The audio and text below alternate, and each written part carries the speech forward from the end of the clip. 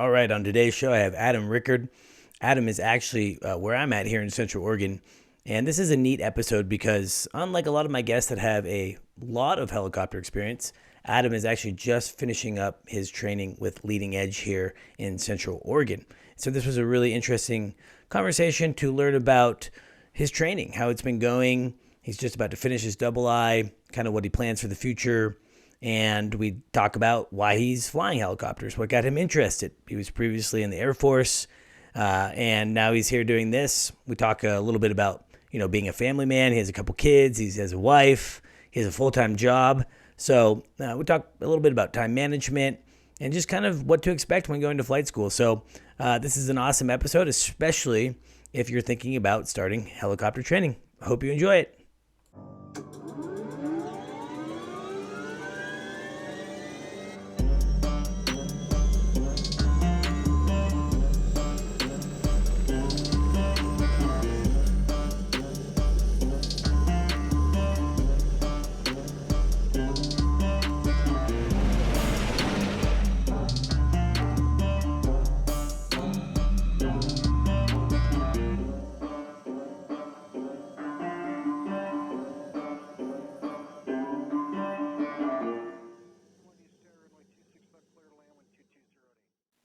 What is up, and welcome to another episode of the Helicopter Podcast. I'm your guy, Halsey Scheider, and it's a funny episode today. It's a cool episode.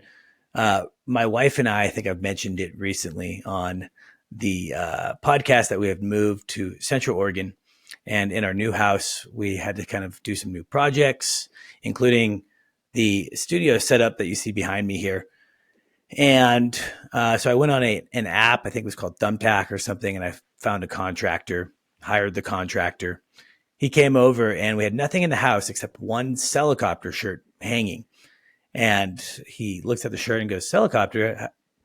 I think I know Celicopter. And I'm thinking, how do you know Celicopter? And turns out that my contractor is just finishing up his double I to become a helicopter pilot and flight instructor here at Leading Edge Flight School in Central Oregon, located in Bend.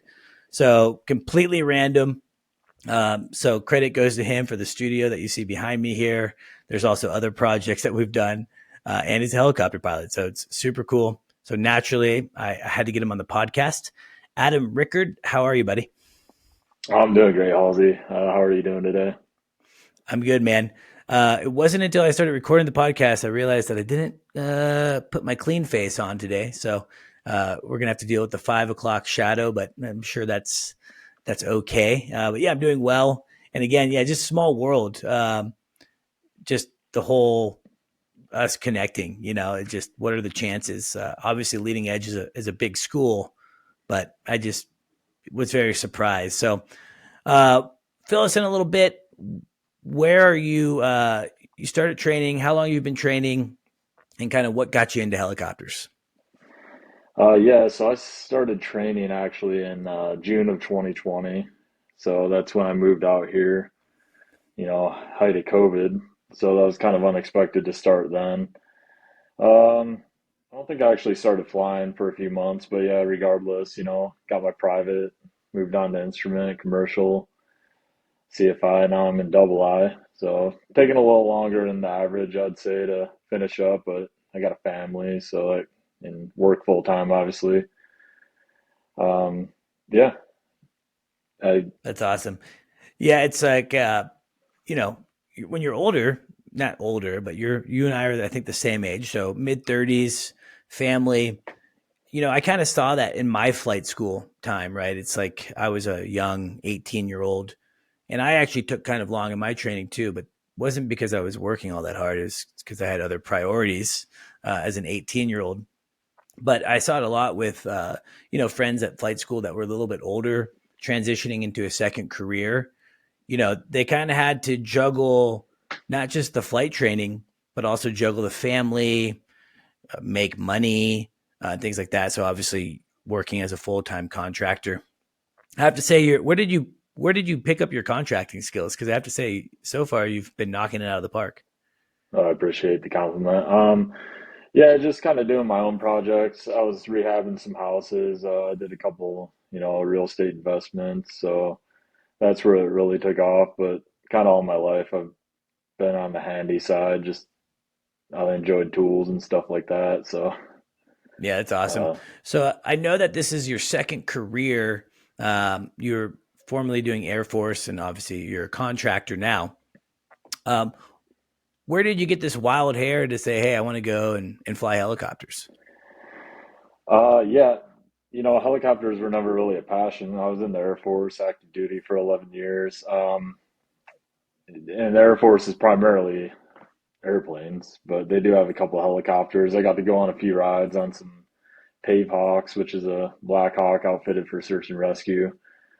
But that was just a blast. We did off airport, saw like a herd of caribou up in Alaska, and I was like, man, this is what helicopters are capable of. I want to be a part of that, and um, found out I could use my GI Bill for the flight training, and pursued it after I separated from the Air Force. Yeah, that's awesome. I do kind of want to delve into your GI Bill a little bit, but before that, obviously you ended up choosing Leading Edge Aviation, which is located in Bend.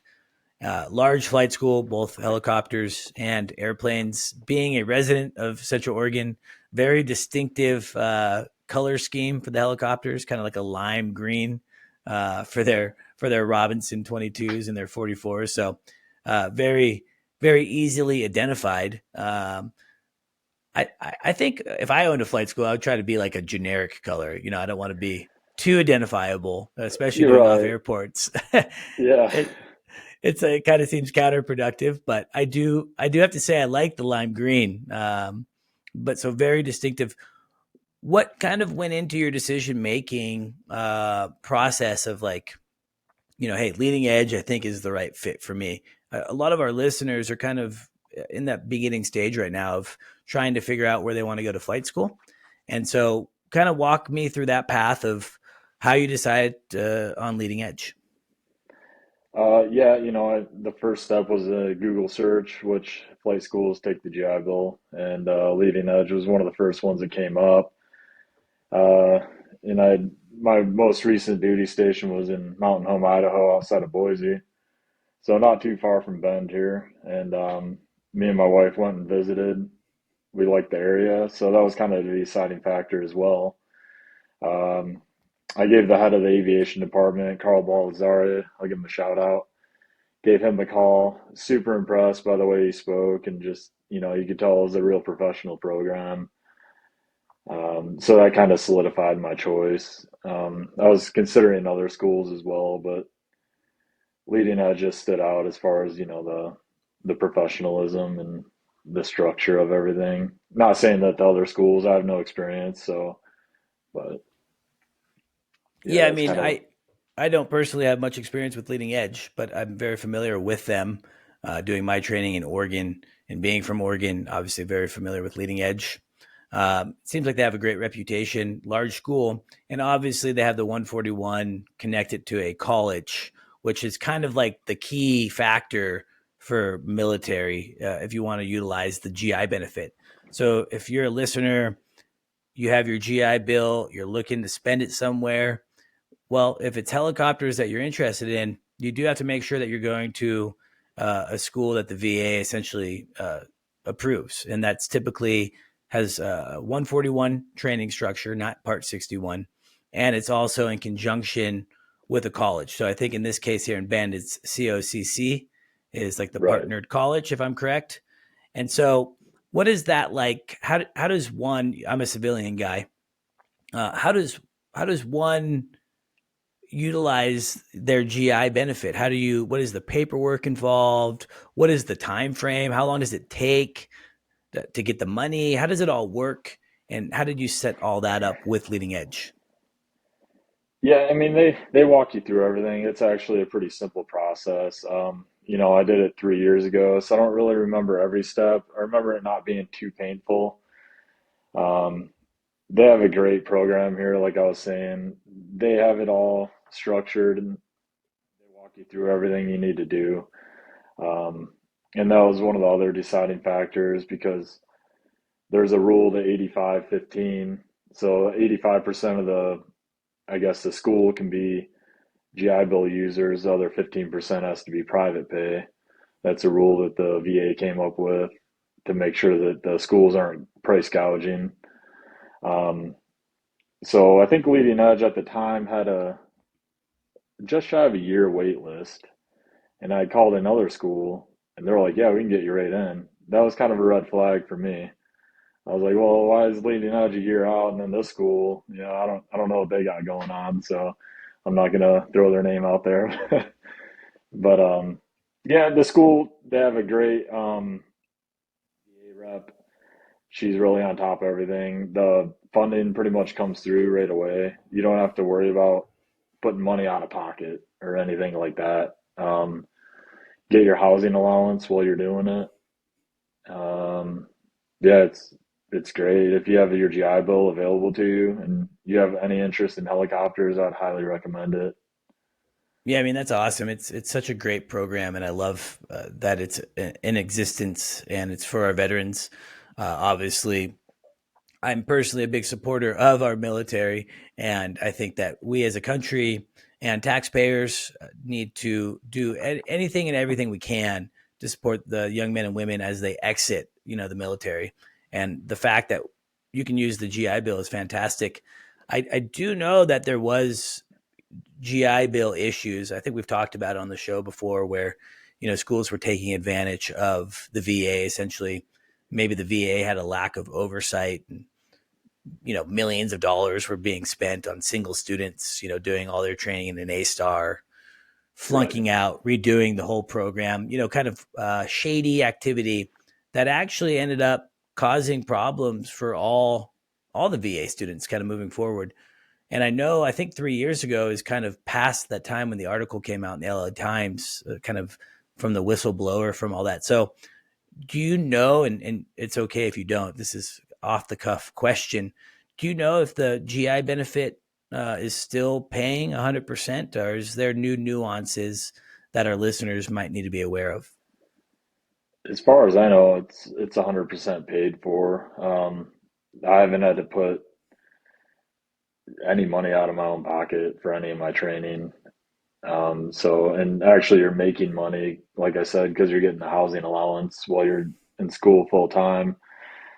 Uh, so as of right now, it's still 100% funded. That's nice. And you said that you started June of 2020. Obviously, that was again in the height of the pandemic. Um, what was that like coming into the flight school? Was it kind of annoying? I'm guessing they had to take all sorts of precautions and mask wearing and things like that, especially up in Oregon. What did that look like there during COVID? You know, it wasn't terrible. The school did a really good job. The college, every class was virtual, so I didn't set foot on the campus till like my second year. Um, and the flight school, obviously, you can't fly virtually, but we do most of our grounds virtual just to try and limit that in-person contact. Obviously, flying with masks on, not a big deal, but you're pretty close quarters with your instructor. And we had a couple of small outbreaks, but they were pretty limited. So uh, it wasn't a terrible experience. I mean, you get really used to Zoom, that, and I'm sure everybody did in that time frame, you know. But yeah, they did a good job. We still got our flying in. That's awesome. Yeah, I mean, I think the whole world, I know that Zoom stock specifically did really well right in the beginning of the pandemic, and then all the other providers kind of jumped on having their own video conference platform. Um, in fact, not even related to helicopters, but I think that there's actually been a lot of positives that came out of COVID. I certainly didn't love the experience like anyone else, and uh, it was challenging running my business during that time. I was trying to get married at that time. That kind of threw a wrench in things. So we all had to make adjustments, but I'm glad to hear that it wasn't like a huge, big, crazy thing that impacted your training negatively. So you start 2020. You start with your private. One of the reasons I wanted to have you on, Adam, is I don't think in the episodes that I've done, I've actually really been able to sit down and chat with someone that's actually kind of still immersed within their ab initio helicopter training. I'm blessed to have a lot of good friends that have a ton of helicopter experience. And so I think it's really fun to be able to connect with someone like you that's kind of newer in training. What did the training program look like for you? What were some of the things that were challenging both on the ground and in the flight portion? And if there's someone that's considering helicopter flight school, what is some of the advice that you would give kind of being immersed in that environment right now? Yeah, so the program, it's a Part 141 program here, so it's pretty structured. You know, the grounds, we got our TCOs that we follow. It's all pretty structured. You're just going through the steps. You got our stage checks before you go solo, stuff like that. Um, yeah, as far as challenges, I mean, everybody has their own challenges, and it can definitely be pretty frustrating at times. There's times where I definitely felt like, giving up, like maybe this isn't for me, especially on the ground side. That's the hardest part. I mean, it's dry information. It can be. So What are you trying to talking learn about? it. You don't want to read the far aim? I've I, actually, full disclosure, I actually ended up like I hated reading and not great studier. And in right. fact, for me, the ground was the hardest part. For our listeners out there, whether you're 18 or you're 35, keep in mind when you go to helicopter flight school, like 75% of it's ground, right? 25, maybe a little bit more percent is actually in the helicopter, which is the fun stuff. It can also be frustrating, but that's like helicopter flight school. You think of flying, you don't think about reading, part 61 and 91 and trying to figure out these regulations and stage checks and questions. And one of the things that Adam said there, and I just want to make sure that I highlight some of the key terms so you're kind of familiar with what we're talking about, is part 141 versus part 61. So 141 training program, Adam used the term the TCO, which is a training course outline. And essentially it's like a syllabus of, hey, here's flight lesson number 1.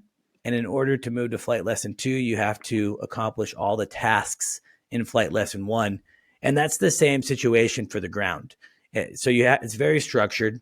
You can jump around a little bit, but you have to do a syllabus deviation. Whereas 61 is kind of like, here's what you need to get to have your license, go get it. And you can kind of mix match and do your training that way.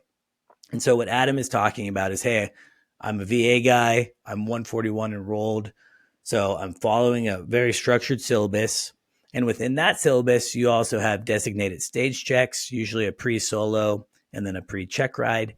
And those are times where you're getting tested, on some of the knowledge that you've learned and then also getting tested in the air. So it's very structured. I like 141 training. It's a must if you're VA.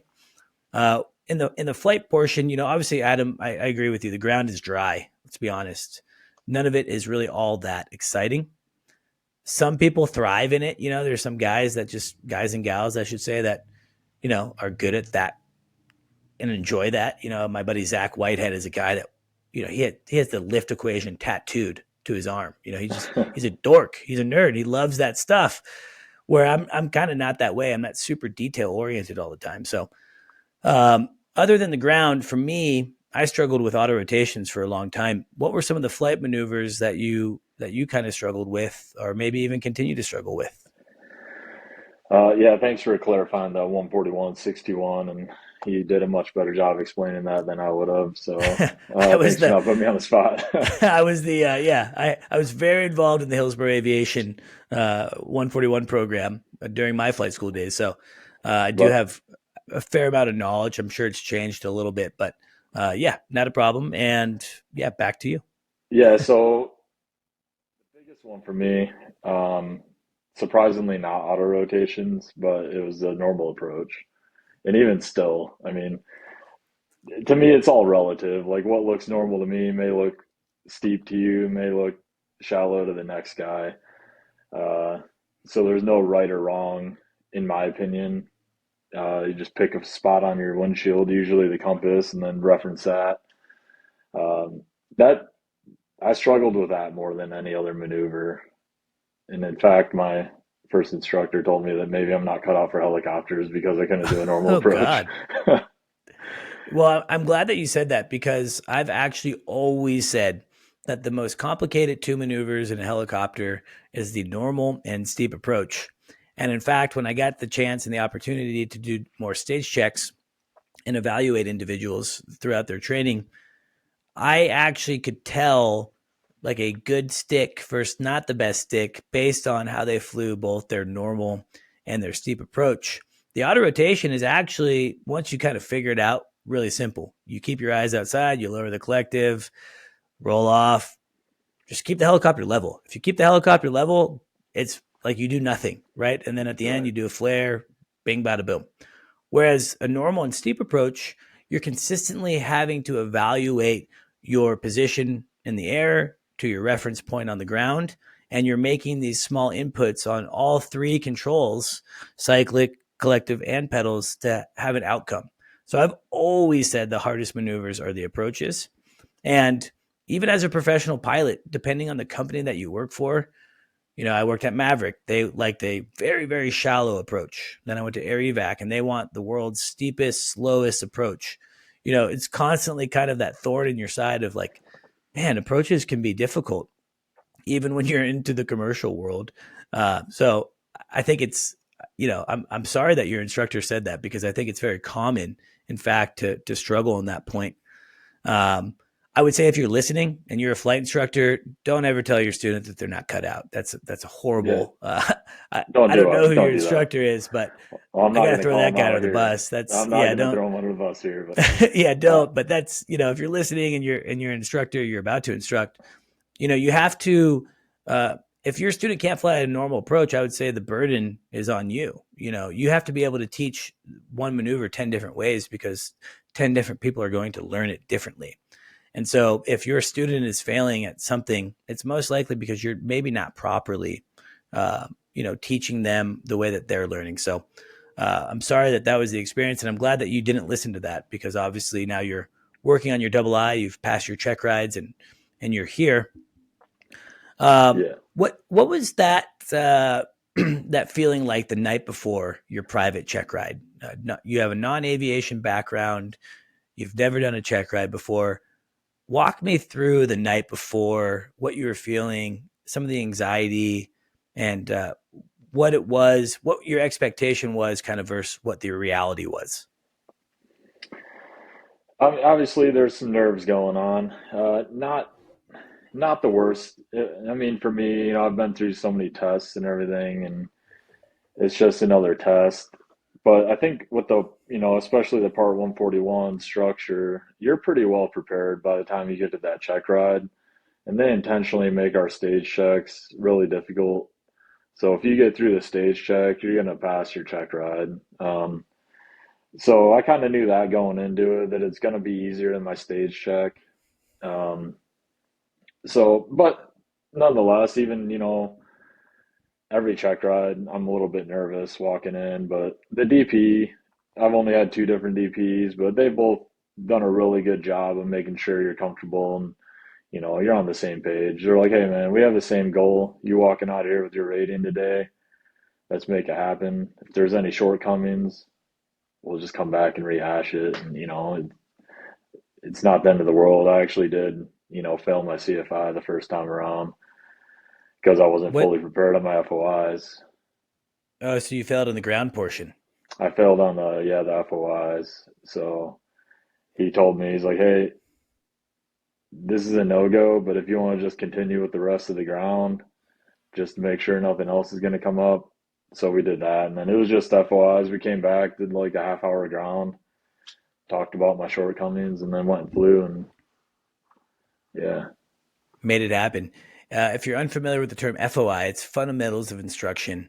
And I would say it's kind of a glossed over part of flying helicopters. In fact, on I guess it would probably be last or 2 weeks ago episode, my buddy Josh Gianni and I were talking about that. How here you become a flight instructor. Not only do you not have that much helicopter flight time, but most people don't really have a teaching background.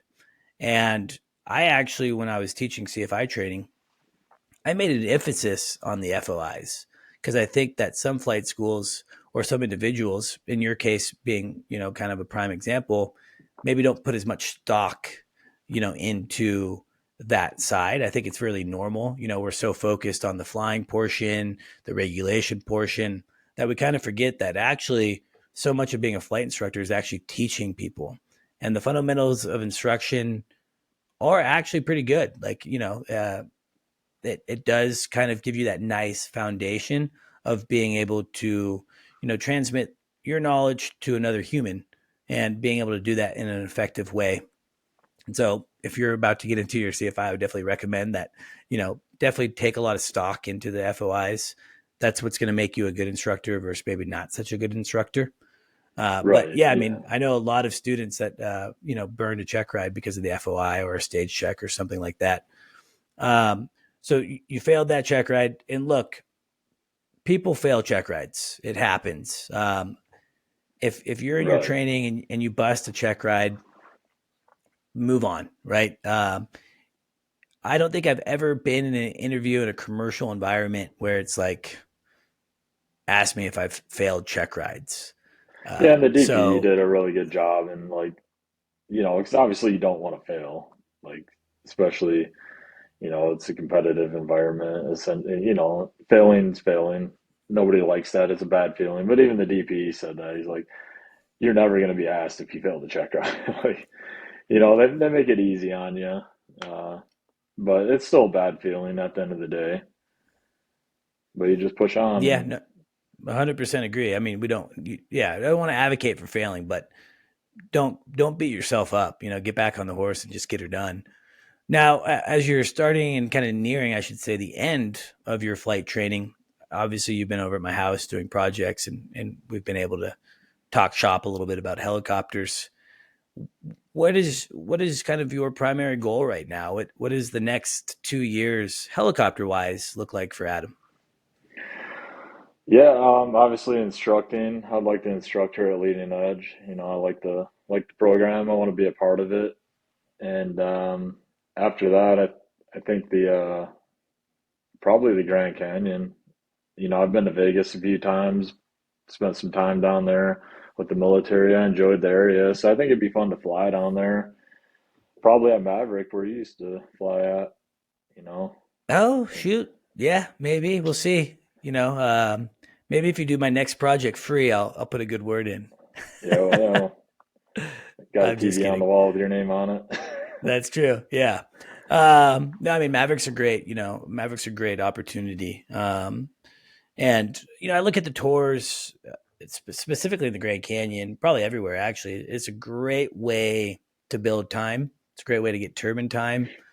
One of the things that I loved about flying in that environment was just the networking opportunity because you have at that time I think 72 other helicopter pilots, and these are guys and gals that I remain close with to this day, and we all help each other out, right? We all kind of move on from flying tours and help each other get jobs at the next level, whether it's air medical or law enforcement or utility, whatever it may be. So that's pretty cool.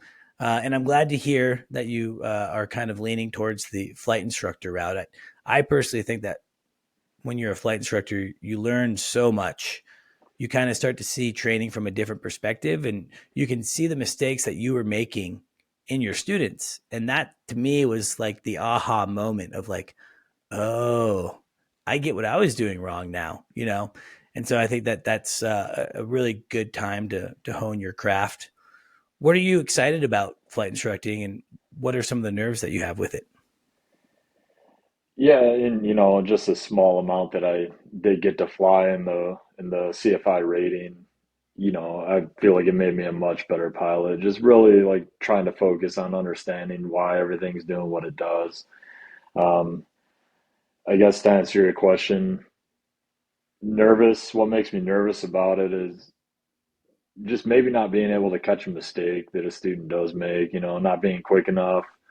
I mean, worst case scenario, something bad's gonna happen, but or teaching the wrong thing because, one of the FOIs is the primacy.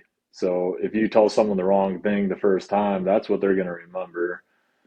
Um, So those are kind of what makes me nervous about instructing. And then what makes me excited is just seeing someone who's never touched a helicopter control and then maybe sending them solo. Like that'd be a pretty fulfilling feeling. Like you took that guy from not ever knowing anything about helicopters, going out there and flying it on his own, making it back or her own. You know, we have quite a few females here as well. Got to represent both genders, bro. Come on. Yeah. It's a changing industry. I hope more females get involved. Uh, Setting your first student solo is kind of like your first kiss. At least for me, it was. It's like you never forget it. I know exactly the day. My first student was a guy named Jean Frederick Stephin. Uh, Jean, if you're out there listening, what's up, buddy? Uh, he's French. He's a very successful working pilot now over in Europe. Uh, and yeah, I remember that day like it was yesterday. And it is a really nerve wracking moment, but it's also really exciting. And of course, when you're at a structured school, other people have evaluated that student prior to solo, Right. um, which kind of eliminates some of the nerves, but it's always kind of an intense thing. And if I could give you some advice on some of the things that you said you were nervous about, which were very reasonable, and I'm sure others in your position that may even be listening kind of feel the same way, is I think some of the things that you can do is take your time. Don't don't put yourself in a position to where a student could do something unfavorable, and always be ready to kind of know what the student in that given situation could do. A good example is like quick stops, right? If you're teaching auto rotations and quick stops concurrently, that might not be the best idea because auto rotation, 3, 2, 1, lower collective roll off throttle. Quick stop, we did a count up 1, 2, 3, lower aft pedal. There could be a confusion there. I've had it before where a student wants to roll off the throttle. So I Right. think kind of just knowing where the student might want to mess up will help you be able to catch it. So it's not like you're having to catch anything because you were already ready for it. Entering an Yeah. auto, my hand was wrapped. They couldn't roll the throttle on; they could only roll it off. And I've had students so many times want to roll the throttle on during an auto, or lower collective in a hover auto right away. You start to build. Hey, I know where my student's going to make the mistake, so I can prepare. But as you become a new instructor, take your time. And that's the good thing about it, right? Your student's not going to go into auto rotations your first flight. You're going to have to do hovering and hover taxiing, normal approaches. So you, as an instructor, get to ease in just based on their newness to flying helicopters. And yeah, primacy is huge, man.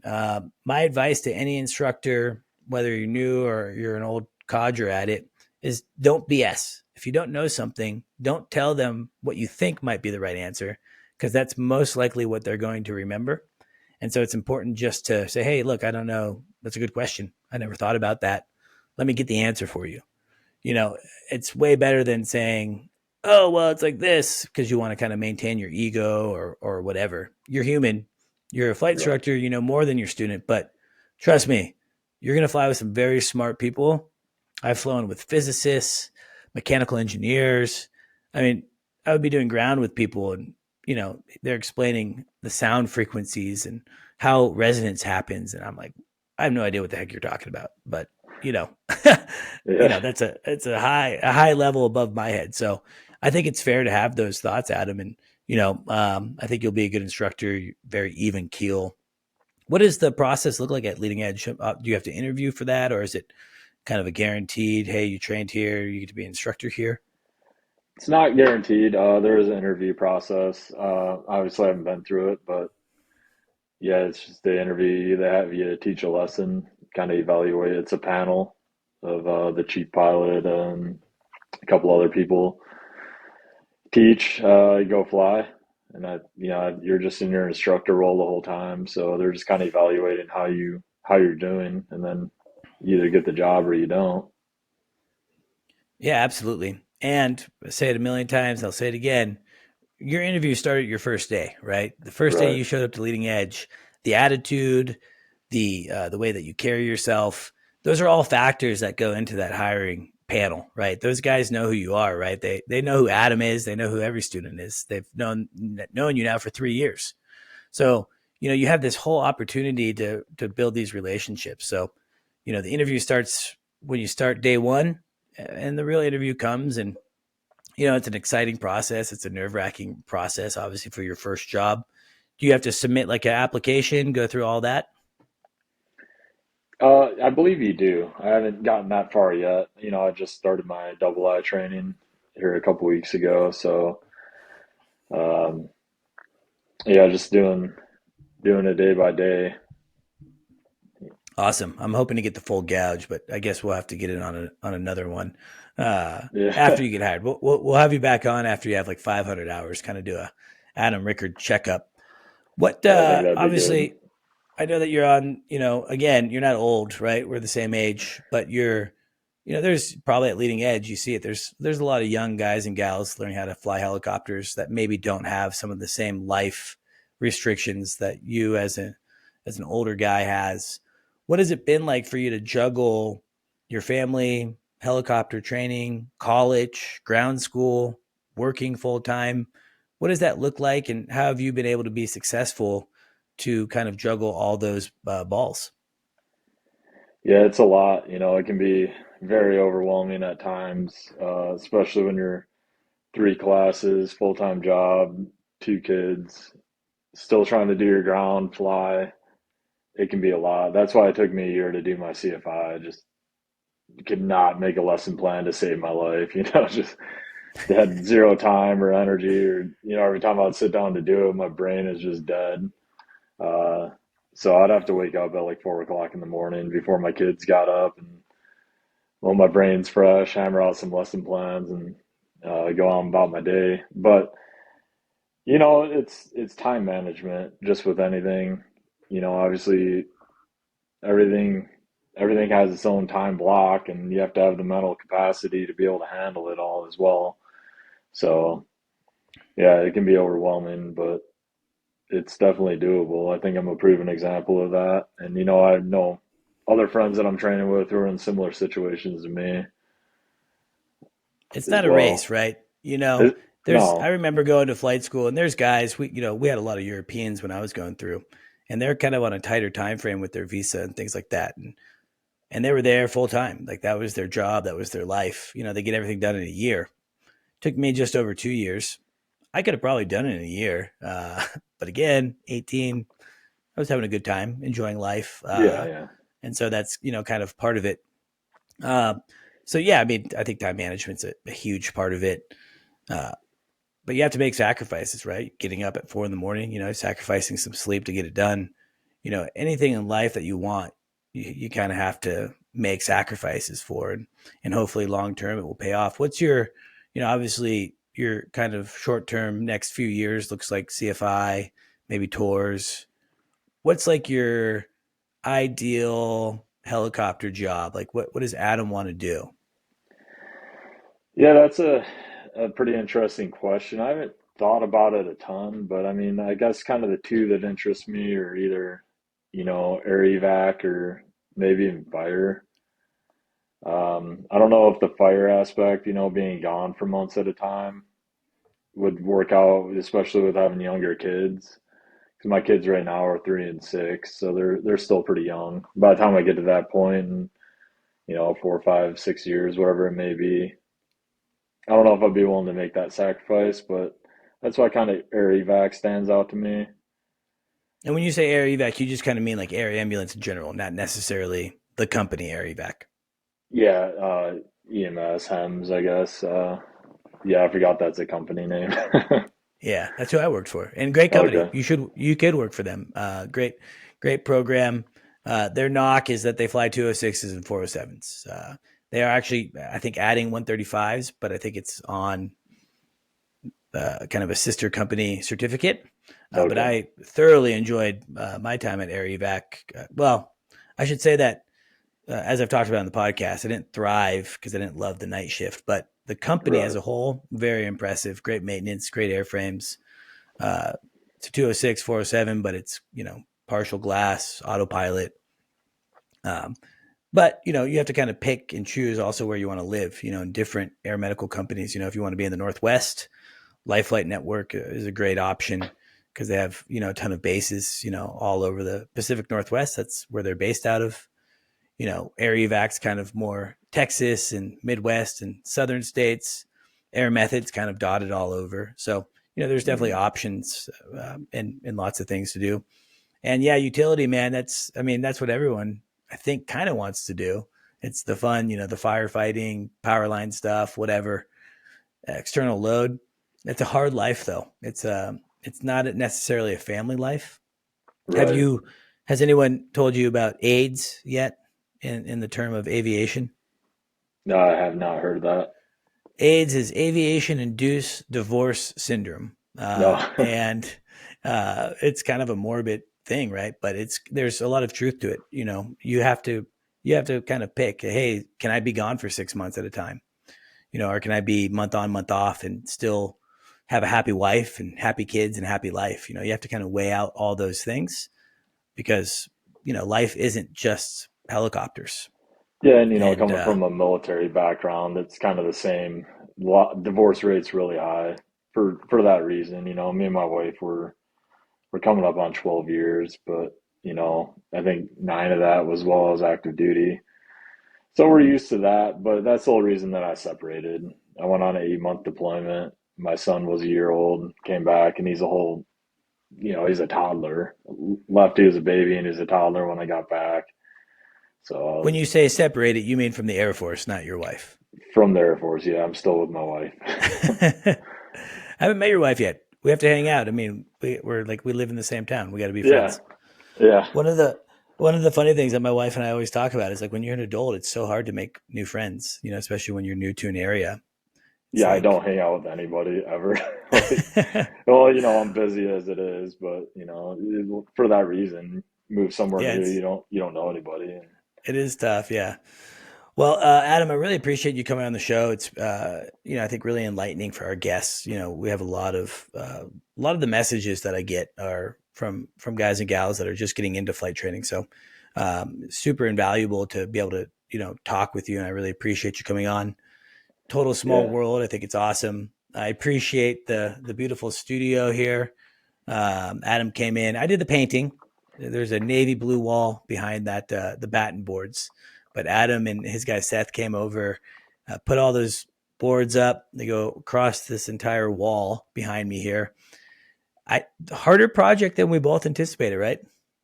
yeah. I thought it was gonna be a day. It took us what, 2.5 or I think it's so. like, yeah, 2.5, 3 days, but you guys did great work. And, I appreciate you coming over. And I just think it's so funny. What are the chances of the contractor that I found on an app flying helicopters? So, Yeah, I Adam, just again, saw I saw your shirt hanging there, and I'm kind of an observant person, and I was like, I should ask him about that. But yeah, thanks for having me on. I really appreciate it. It was fun.